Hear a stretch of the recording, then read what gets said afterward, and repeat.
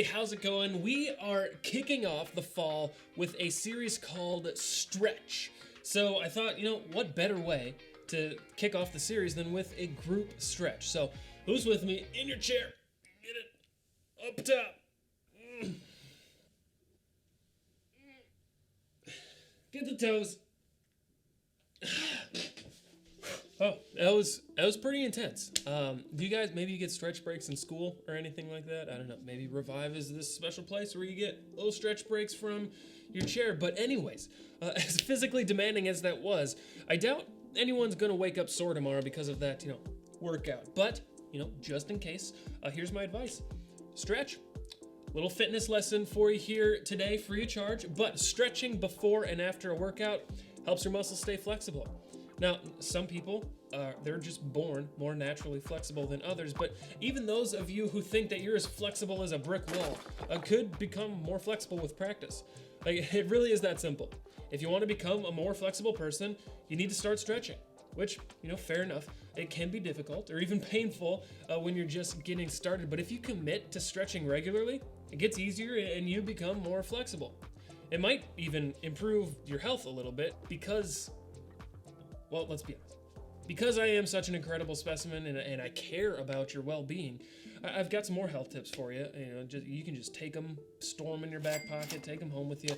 But I did a little more research about stretching, and here's what I learned. I learned that the benefits of stretching, they are way past and way more than just increasing flexibility. So let me ask you, have you ever had a headache? Did you know stretching can increase your blood flow to your brain and relieve many types of headaches? Have you ever felt stressed? Stretching is a great stress reliever no matter what is causing your stress. It's just science. Wow. Have you ever slouched your shoulders? Did you know that stretching, it can strengthen your back muscles and your abdominal muscles? Obviously, I do a lot of stretching. You can probably tell. So it's easier to stand or sit up straight. Have you ever had gas? I'm just saying, stretching can help you with that too. But seriously, two jokes aside, I know that we've talked a lot about our bodies, but really today what I want to talk about is our faith. So let me ask you, if your faith were a muscle, how flexible would it be? Could it stretch to your knees or maybe your shins down to your toes, or you're not even sure that you have faith to stretch in the first place? You see, just like your body, if you want a faith that's strong, growing, and capable of carrying you through difficult challenges, you're going to need to stretch. No matter how far or not so far that you think your faith can stretch right now, if you want your faith to grow, you're going to need to stretch it. And so this month, that's what we're going to talk about. We're going to challenge ourselves to stretch our faith together. And it'll be fun, and maybe even a little challenging, but it will definitely be worthwhile. But here's the key, and I want everyone to hear this. Whether it's your body or your faith, stretching only works if you commit to actually doing it. Which makes sense in our heads. Like when we're talking about something like sports, like no one just becomes a professional athlete by accident. Like it takes years of training and hard work to develop that skill set. Like it's a lot of work.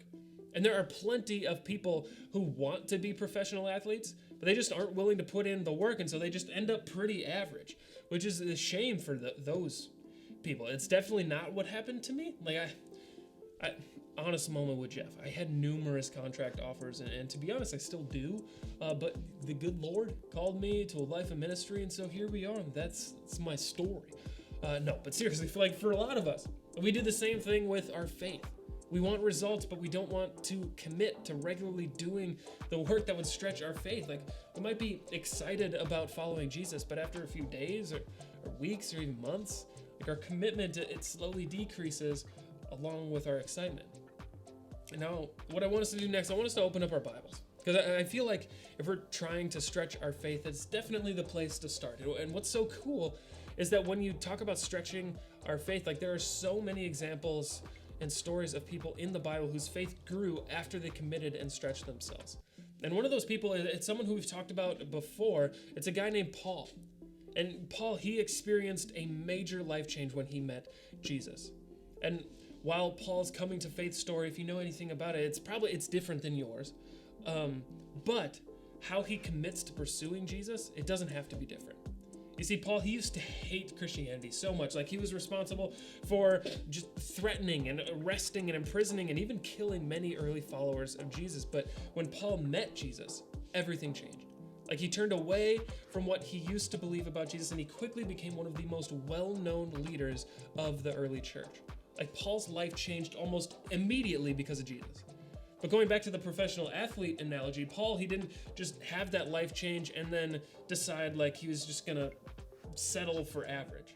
Like, Paul, he committed to following Jesus with his entire life, and then he wrote letters to other Christians to help them do the same. But you might hear this, and I don't know, if you're anything like me, if your faith journey, if it's anything like mine, maybe you aren't, or you haven't been as enthusiastic as Paul, right? Like, you have good days and bad days, or good seasons and bad seasons. And I don't know about you, but there's times in my life where I almost just catch myself on autopilot. And I don't remember hitting that button. Like, I didn't intentionally flip the autopilot switch and just kind of sit back and say, you know what? I'm just gonna kind of take it easy with this faith thing for a bit. Like, no, it's not intentional. But it comes during seasons where I quit stretching my faith, and all of a sudden, before I know it, I'm just stiff as a board. And Paul, he recognizes that tendency in people, and so he writes to them to hopefully like snap them out of it. And one of the letters that Paul wrote was to a group of Christians in Rome that we now call the Book of Romans, if you've heard of that. And the goal of this letter was to explain that salvation could only be found through Jesus. Romans 5:6-8, it says, "When we were utterly helpless, Christ came at just the right time and died for us sinners." Now, most people would not be willing to die for an upright person, though someone might perhaps be willing to die for a person who is especially good, but God, he demonstrates his own love for us by doing this. While we were still sinners, Christ died for us. Paul, he wanted the Romans to understand that Jesus could save them from their sin, like their mistakes and failures and rebellion against God. But Paul, he also wanted to make sure that the Romans understood that salvation isn't just about eternity. It's about right now. In Romans 6:1-4, he says, "What shall we say then? Should we just go on sinning so that we get more grace? No, of course not. As Christians, we have died to sin. How can we live in it any longer? Or don't you know that all of us who were baptized into Christ Jesus were baptized into his death? We were therefore buried with him through baptism into death, in order that just as Christ was raised from the dead through the glory of the Father, we too may live a new life." And that's why we do baptism, to symbolize the dying to self and being raised into a new life following Jesus. And Paul right here, he's asking, now that you know Jesus, do you want things to stay the same? Do you want to keep struggling with the same stuff? Or do you want to stretch and experience a faith that is growing and getting stronger? He's saying, like, I'm not trying to be overly mean here, but how's your addiction to porn going? How's your battle with anxiety and depression? Are you still struggling with your body image? Are you eating enough? Are you eating too much? Like, how's your drug habit going? How are you and your family getting along? How's your level of self-confidence? And he's asking, like, do you want those struggles in your life to stay the same? Or in reality, just continue to get worse by continuing to feed those addictions and diseases? Or do you want to start stretching yourself, stretching your faith, and beginning to grow and more confident, to become more confident and beautiful and joyful and free and this complete version of who God created you to be? Like, is that what you want? You see, like, Paul, he didn't pretend that it was always going to be easy. Being baptized into Jesus' death, it doesn't exactly sound super fun all the time, but just like Jesus made a commitment to us, to die for us and bear the weight of our sin, Paul, he challenges us to make a commitment to him, like to die to ourselves and our own sin and live for him, and not to just so that God can steal joy away from us, but so that we can be filled with true joy from him. And throughout the Bible, we see so many examples of people stretching themselves and committing to Jesus, like the disciples who gave up their lives to follow Jesus, or Mary Magdalene, who committed to following Jesus after he changed her life. Like, I promise, there are so many examples of this. And what's cool is that it doesn't only happen in the Bible either. Like, for thousands of years, God has been helping people like you and me stretch our faith. And for the next few weeks, this is what we're going to be talking about. talk about just a few of the ways that we can do that, but it all starts here. Like Paul and the disciples and Mary, you can stretch your faith with a commitment. And so as I close out today, I guess maybe I should just start by asking this question. Do you want your faith to grow? Do you want it to get stronger? 10 years from now, do you want to follow Jesus? Do you want to love God more than you do today? Do you want to love people more than you do today? Do you want to make a lasting impact in the world? My prayer is that you do. But again, to reach our goals 10 years from now, we have to start with a commitment today. Like a commitment to stretch and keep stretching. And so every week of this series, I'm going to ask you to make one of 5 stretch commitments. And this week, take your pick. We've got 5 to choose from it. And the first one is to just show up. And to start, maybe you'll commit to just showing up next week or maybe a few weeks after that. Maybe that's as simple as it needs to be. I think you just being able to listen and discuss and consider how God might want your faith to be stretched this year. Like the first step towards growing a stronger body isn't just a 2-hour intense workout. It's just walking into the gym. And maybe that's what you need, is just to show up. The second one is follow Jesus.